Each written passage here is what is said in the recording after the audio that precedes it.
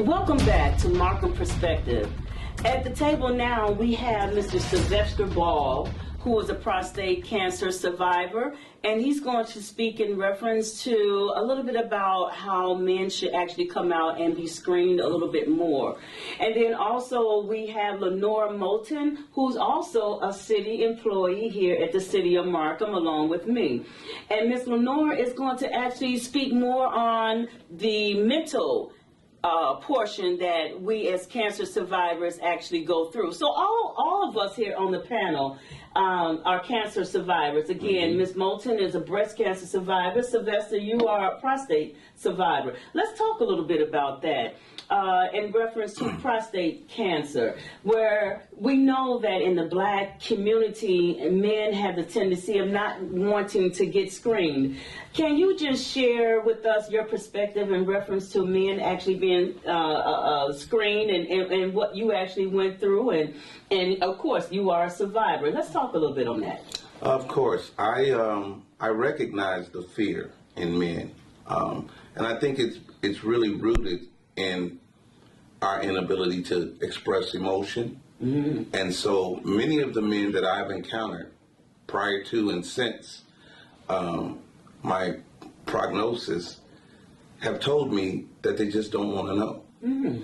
And that lets me know, because the emotion connected with the knowledge, they don't know how to express. Mm-hmm. And so let me just ask you a question in reference to that. Do you think that's hereditary? Do you think that's just the way our men of color was actually geared or raised to not say anything? Or? Well, you know, we are bred to be warriors, protectors, strong. Mm-hmm. We shouldn't show signs of weakness, and that would be showing a sign of weakness. Mm-hmm. And so I think it's part of our natural cultural conditioning. Mm-hmm. And I found on my journey that it was important to get in touch with the other side of myself, with the emotional side of myself, and stay close to the spiritual side of myself. Mm-hmm. And spiritually, when you're connected, you're going to be emotional. Mm-hmm. And so what I did find out about the diagnosis was that men have to be aggressive about going to get tested. Mm-hmm.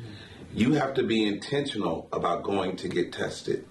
It's not a test that they would run every time you go to the doctor and take a yearly physical. Mm-hmm. They don't give you a PSA test. Mm-hmm. You have to request it. Mm-hmm. And request.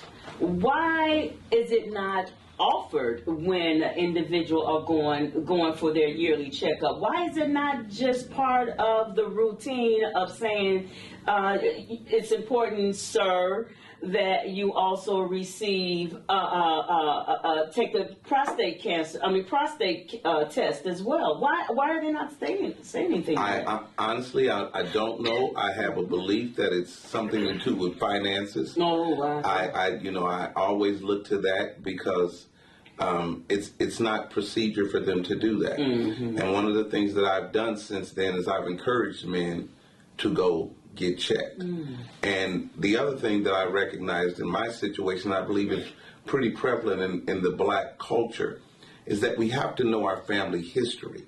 Mm. I knew that my parents were ill at different times, but I wasn't really sure what they were ill with. Mm-hmm. And so when I would go to the doctor and they said, do you have a history of A, B, or C? I'd say no. Mm-hmm. And so the blessing in that is that when I got diagnosed with prostate cancer, my brothers knew. Mm-hmm. And a year later, my oldest brother got diagnosed with prostate cancer simply because he said he had the history in his family. Mm. And so somebody took the initiative to check. Mm-hmm. And sure enough. I think that is very important. You really hit on a good subject in reference to history.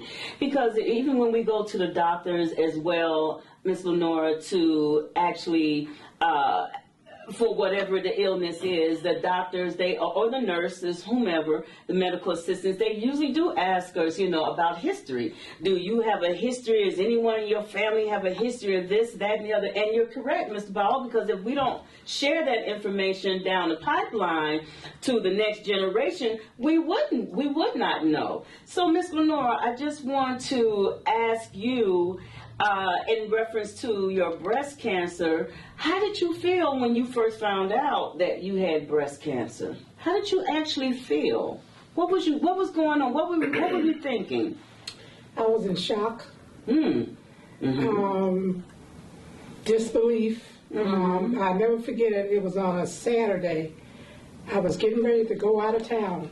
Oh, wow. And my doctor had insisted that I come into the office. I said, I'm not coming into the office before I go on my vacation. Mm-hmm. And I ended up going. And I kept saying, like, okay, she must have found something bad. She insisted that I come in. I said, why would she be spoiling my vacation? Mm-hmm. Mm-hmm. And I went in, and she told me, it was in August in 2016, and she told me that I had breast cancer. And I just sit there and just looked at her, and she was talking to me, but I really didn't hear anything else, you know. And I went home, finished packing, and went on my trip. But I was just like, just in a daze. I think most of the time. I think we all can, and Mr. Ball, you can chime in on this part too.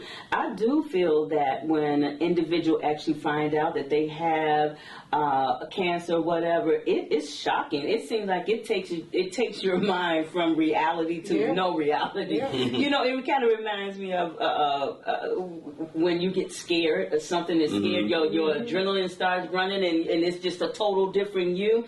And I think that's the same thing that took place when I found out as well that I had cancer. I was like, can't be Bree. I'm in total denial. You agree with that? I was just in total denial. So I can really relate to what you're saying, because I was in denial. Total denial. You always think those famous words, why me? Why me? Yes, why me? Why me? Well, I think what's most important is that we have the opportunity sitting here at this desk, at this table, to actually express to everyone, hey, listen, we won't be the last individuals to have any type of cancer, and it's going to be millions of people that's going to come after us, sadly to say.